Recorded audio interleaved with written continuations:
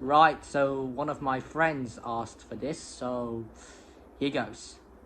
Saved from scrap from Edward the Blue Engine, I believe, and it's illustrated by C. Reginald Dalby. So, there is a scrapyard near Edward Station. It's full of rusty old cars and machinery. They are brought there to be broken up, the pieces are loaded into the trucks, and Edward pulls them to the steelworks where they are melted down and used again. One day, Edward saw a traction engine in the yard.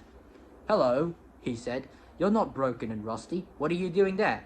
"I'm Trevor," said the traction engine sadly. "They're going to break me up next week." "What a shame," said Edward. My driver says I only need some paint, brass, and oil to be good as new," Trevor went on sadly. "But it's no good. My master doesn't want me. I suppose it's because I'm old-fashioned." Edward snorted indignantly. "People say I'm old-fashioned, but I don't care. That controller says I'm a useful engine."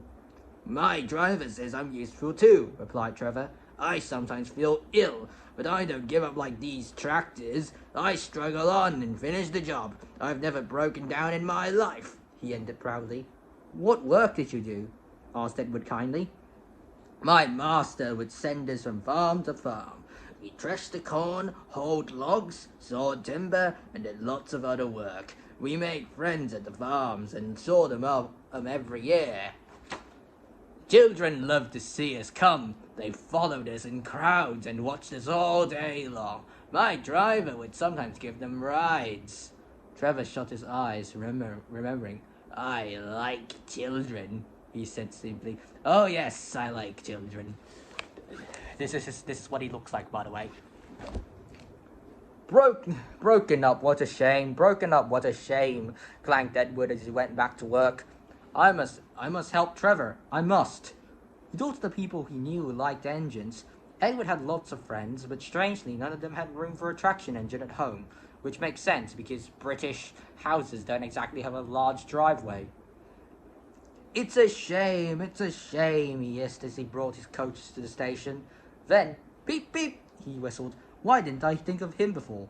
Or as some British whistles, they sound like or something like that. Not sure what whistles the K2s had. Anyways, so waiting there on the platform was the very person. What should I give him? What voice should I give him? Morning, Charlie. Morning, Sid. Hello, Edward. You look upset. What's the matter, Charlie?" he asked the driver. "There's a traction engine in the scrapyard, Vicar.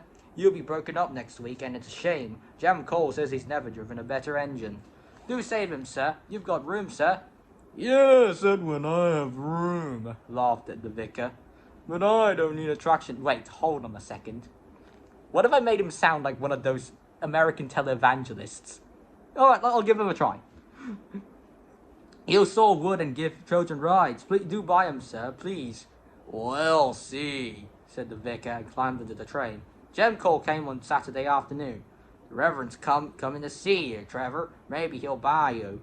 Do you think he will?" asked Trevor hopefully. "He will when I've lit your fire and cleaned you up," said Jem.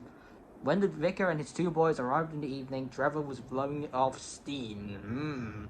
He hadn't felt so happy for months.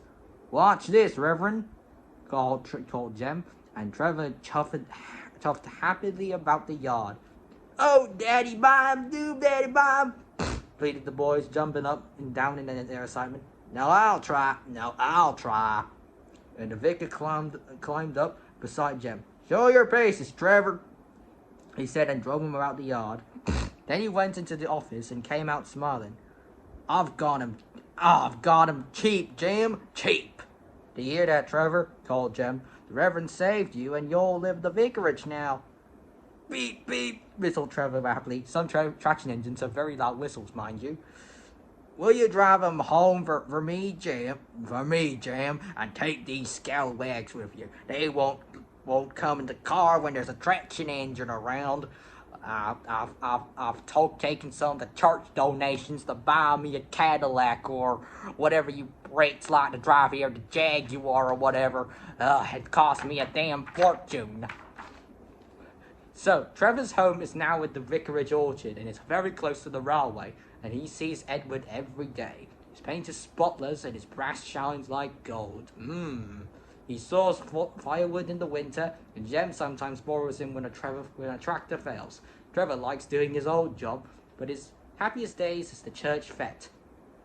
Fete, then with a long wooden seat bolted to his bunker, he chuffs around the orchard giving rides to children.